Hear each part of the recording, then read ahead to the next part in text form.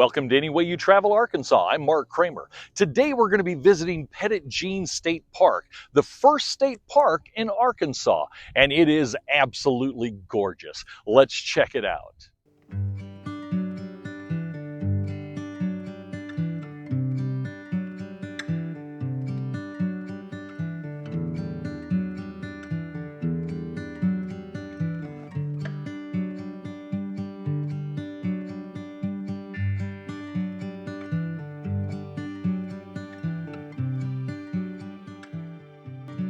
Any visit to Petit Jean State Park should start at the park's visitor center, where you can also rent a paddle boat or a canoe and enjoy the beautiful lake behind the visitor center. Also at the visitor center, you'll find a brief history of the park. This will be your first introduction to the young woman for whom the mountain and park is named, Petit Jean, or in French, Petit Jean. In the mid-1700s, a young French nobleman by the name of Chauvet requested the king's permission to explore part of the Louisiana territory. His fiancée, a young, beautiful Parisian woman named Adrienne Dumont, wanted to go along, but Chauvet refused, knowing the journey would be hard and dangerous. So Adrienne disguised herself as a cabin boy named Jean and was hired for the journey. Because of her small stature, the sailors called her in French Petit Jean, or Little John.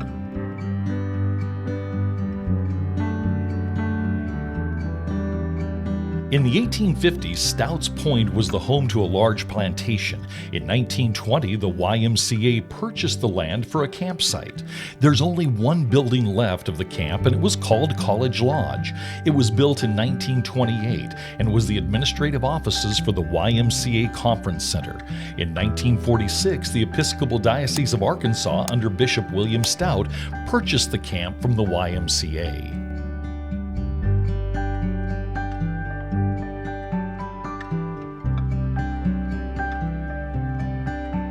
The Arkansas River has long been an important means of transportation and trade. However, the river also had a sad chapter in its history. It was part of the river route in what has become known as the Trail of Tears, when, in the early 1800s, the U.S. government forced various Indian tribes to relocate from the southeast U.S. to reservations in Oklahoma.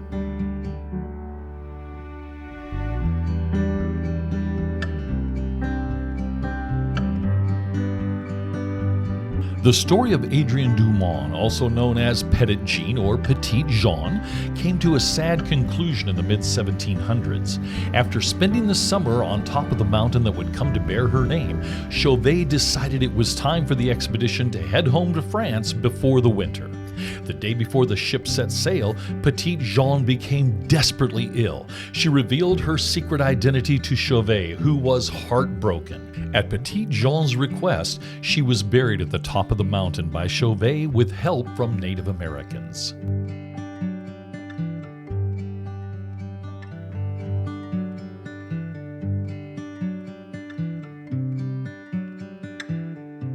The driving force behind Petit Jean becoming a state park was Dr. T.W. Hardison.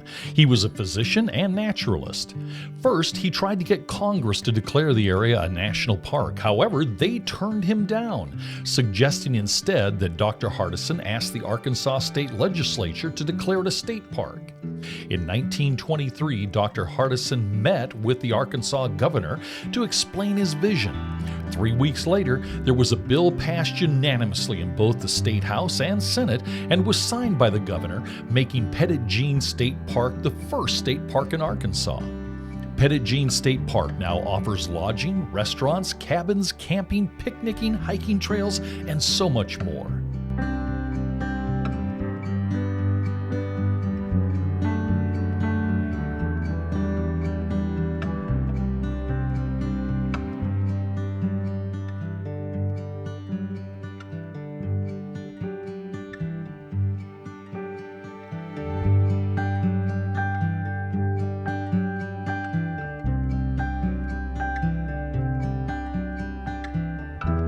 Our next stop in Petit Jean State Park is Rock House Cave, one of the largest bluff shelters in Arkansas.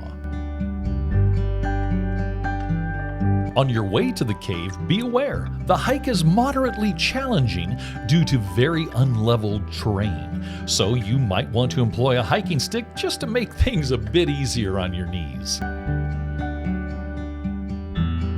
On your way to Rock House Cave, you'll encounter some very interesting looking stone formations called turtle stones. Due to water seeping through the stones over the centuries, they've taken on the appearance of a turtle shell. According to the Archaeology Department of the University of Arkansas, the Rock House Cave was used by Native Americans starting about 10,000 years ago. While hard to see, evidence can be observed of many ancient rock art images on the walls and ceiling of the cave. According to archaeologists, the shelter contains at least 105 rock art images. One of the most interesting images, known as pictographs, is the drawing of the distinctive paddlefish. These fish still swim freely in the Arkansas River. The pictographs were painted using a mixture of animal fat and eggs, which, when mixed in different proportions, created red, yellow, and black pigment.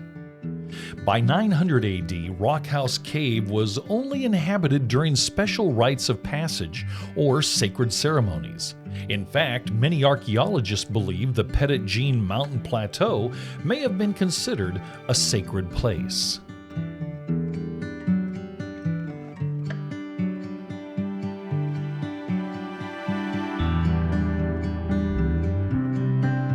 Our next stop in Petit Jean State Park is Cedar Falls. For thousands of years, people have known about this beautiful waterfalls, which is fed by Cedar Creek. Unfortunately, during our trip, there had been a prolonged dry spell and the waterfall had slowed to nothing but a trickle. So these pictures are from an earlier trip we made to the state park. Cedar Falls is one of Arkansas's most famous waterfalls. As water flows out of the Cedar Creek, it plunges 95 feet deep down into a canyon carved out over many millions of years.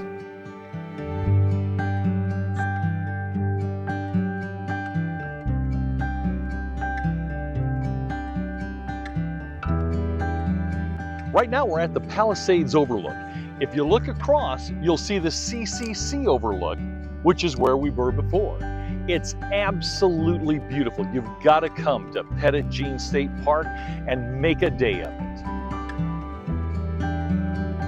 As you gaze across the valley from the Palisades Overlook, in the distance you can see the Magazine Range, made up of individual mountains whose names have been changed over thousands of years, from the names they had in pre-recorded history to the names given them by European settlers, and finally the names given to them by settlers in the 1800s.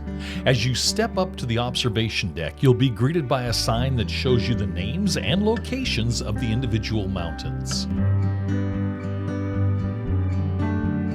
Built in 1935, Mather Lodge is the only Arkansas lodge built by the Civilian Conservation Corps, a Depression-era work program. Today, the lodge boasts a number of cabins for visitors to rent, a delicious restaurant, and one of the most beautiful sunsets you can imagine.